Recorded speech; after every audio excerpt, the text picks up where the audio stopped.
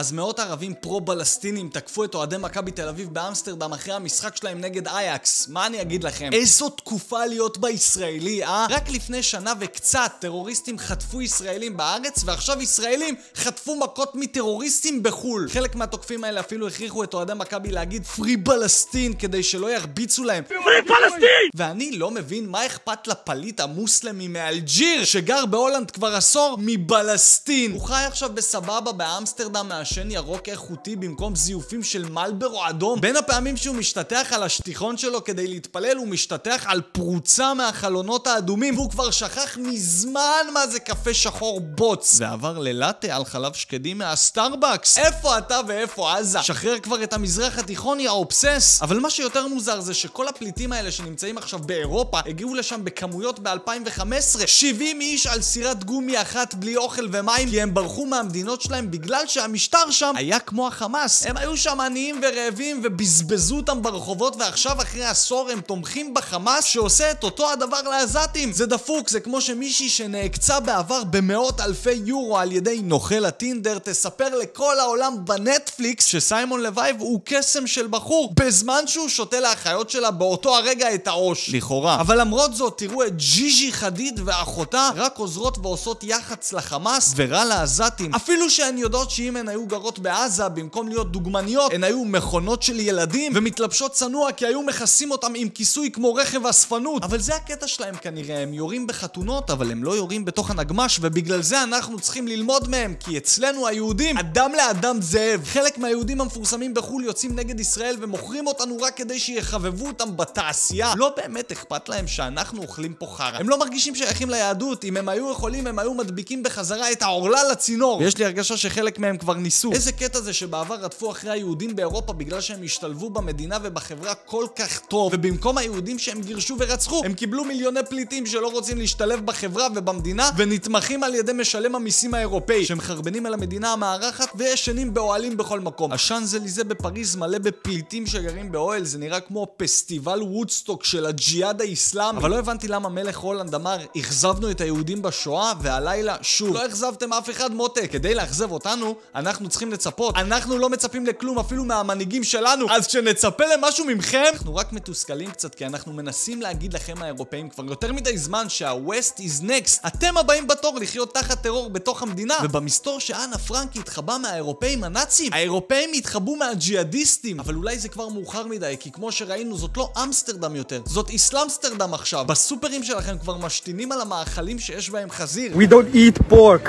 We don't eat pork. וזה רק יחמיר, תשמעו לנו. בגלל זה היינו ממליצים לכם כבר מעכשיו להחליף את הזכוכית של החלונות האדומים לזכוכית משוריינת, כי זה מנהג כזה שלהם לזרוק אבנים על כחבוט. פלוס הולך לצאת עשן מהקופי שופס שלכם, אבל לא בגלל שמישהו מעשן ג'וינט, סתם כי איזה קיצוני החליט להדליק לכם את העסק. פשוט קנאביס זה נגד חוקי השריעה. תיפרדו כבר עכשיו ממוזיאון הסקס, זה חרם. ובמקום שהרביצו לישראלים היום וקיבלתם את זה בסבבה, אולי הרביצו לבת שלכם עוד שנה כי היא מסתובבת שם בלי כיסוי ראש. אבל עזבו, נו, אירופה היא ספינה שוקעת, הם כנראה מבינים כבר את הבעיה ומפחדים, ובגלל זה עברו כמה ימים והם עצרו רק כמה אנשים ותפסו בכללי 64 פורעים. 64? כל הרחובות שלכם מלאים במצלמות והבאתם 64? דניאל עמרם וידידיה אפשטיין כבר יתרו 500 מהם רק דרך סרטונים שהמחבלים האלה פרסמו בטלגרם, ואלה עוד סרטונים שצולמו במצלמה של טלפונים שיומי. בכל זאת מדובר בפליטים. לגבי אוהדי מכבי תל אביב, אל תדאגו, הם חזקים, קטן עליהם. הם הפסידו כמה פעמים בדרבי להפועל,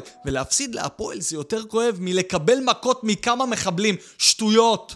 ועכשיו אני מאמין שאני חייב לכם הסבר, כי אני רואה ששואלים אותי את זה המון בתגובות. מאז השביעי לעשירי התוכן שלי עוסק ברובו במצב שלנו בעולם, בפוליטיקאים שלנו שהביאו אותנו לנקודה הזאת, ובעיקר בשונאים שלנו בעולם. כמו שאתם מבינים, יש לנו הרבה שונאים והם עובדים בכל מיני מקומות. חלק מהם עובדים בפלטפורמות כמו טיק טיק, אינסטוש, וגם בגלל הנושאים שהתוכן שלי עוסק בהם, החבר'ה שעובדים בחברות האלה החליטו לקצץ לי את הכנפיים כמה שאפשר ולהקשות עליי איפה שאפשר. חסמו אותי לכמה שבועות, תנזרו לי תכנים, מחקו לי סרטונים שלמים, ואפילו ביטלו לי את האפשרות להרוויח כסף על פרסומות וצפיות, כי הם אומרים שהתוכן שלי מעודד אלימות כלפי קבוצות מוגנות. כאילו מחבלים הם פרחי בר, כאילו החמאס זה השושן הצחור והחיזבאללה זאת הכלנית המצויה. אתם מבינים? מחבלים הפכו לקבוצות מוגנות, והם לא קבוצות צריך לקבל הגנה מהם. העולם הזה נדפק, אבל זה לא נגמר שם. בגלל שהם התלבשו עליי כל כך חזק, הם הלכו אחורה בזמן ונתנו לי גם עונשים והפרות על דברים שאמרתי באוכל את הראש ובחרה על הטיקטוק.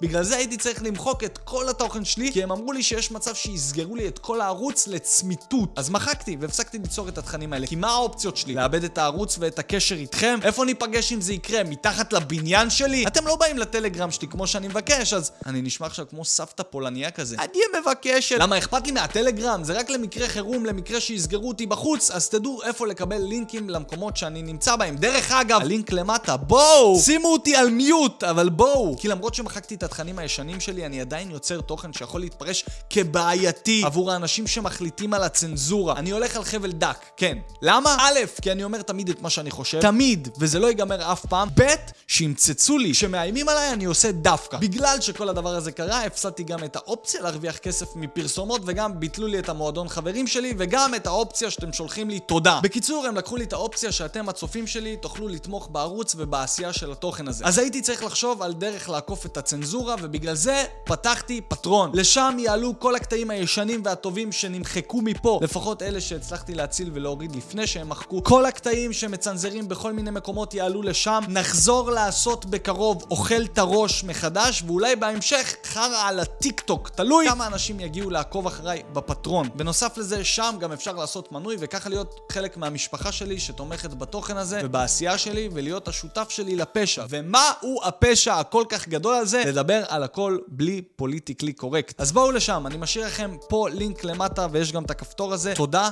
רבה.